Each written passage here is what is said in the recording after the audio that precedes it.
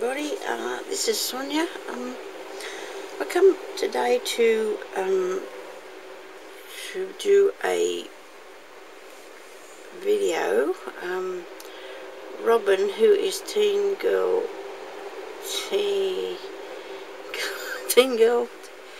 oh dear, I forgot 244. I think. Oh, Robin, I'm so sorry. Oh dear. Anyway, I'm actually doing this because she wanted people to talk about or show her things from their past and the memories, so she would remember stuff. Help her jog her memory as a challenge.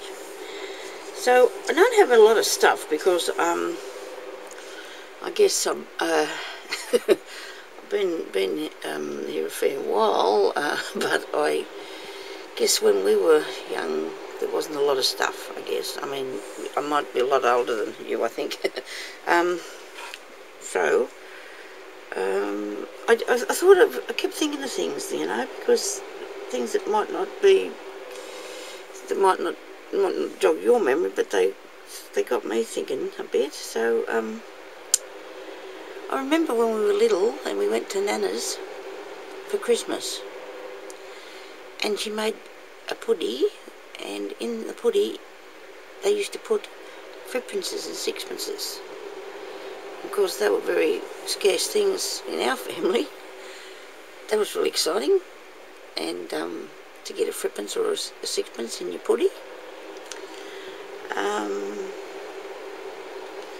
We used to really enjoy playing games like elastics, you know, you jump on the elastic and you jump in and out, you know. Oh, this is a picture out of a really nice book I got here. I just thought I'd put that there if you look at it. You don't want to see me today. Elastics, you know, where you jump on the elastic and you know, I imagine you've all played that. And the jacks, we used to get them. My father always got the sheep and had to, maybe this is not a good thing to talk about, but we had to deal with the sheep in that way. And then if you cooked the leg off the sheep, there was this little bone in there that we got out that we used for a jack. And we used to play jacks with the little sheep bones, and you put them in the boiling water with some crepe paper and change the colour of them so they'd be coloured. So you used to play jacks. Well, I don't have any of those.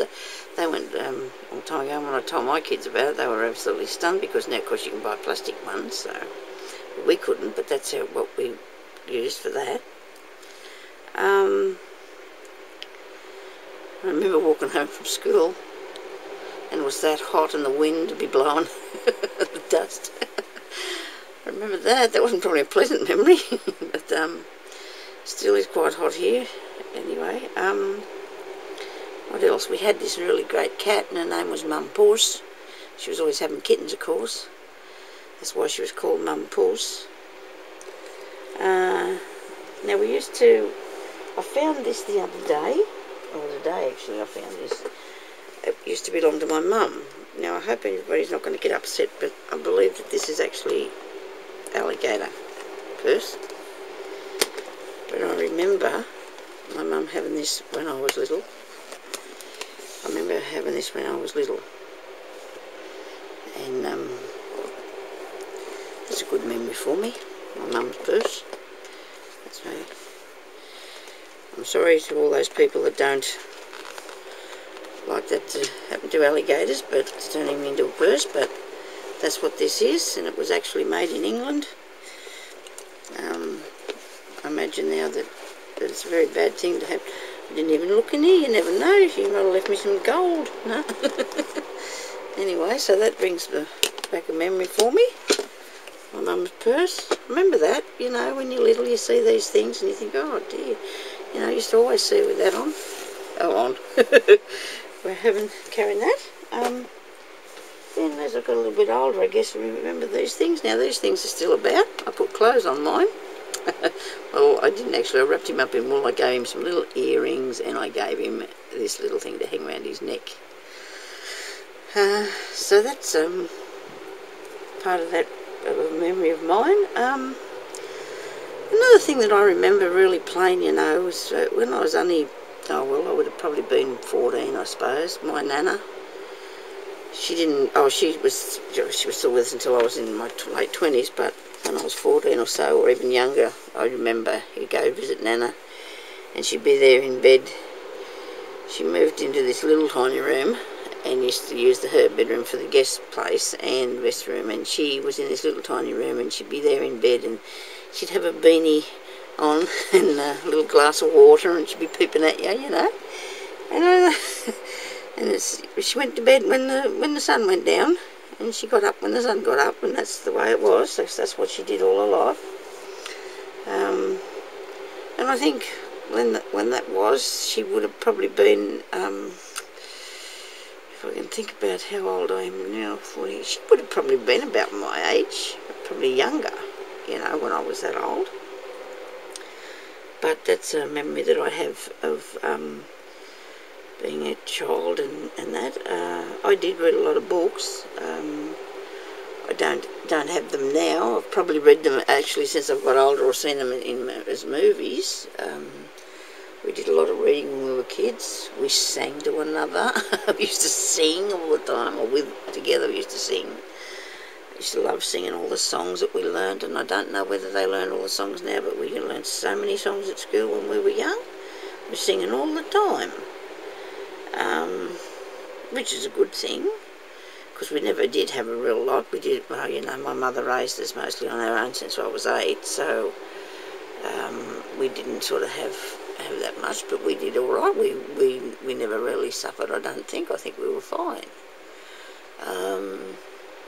I've got lots of other bits and pieces in my mind that are memories, but, you know, I don't know what...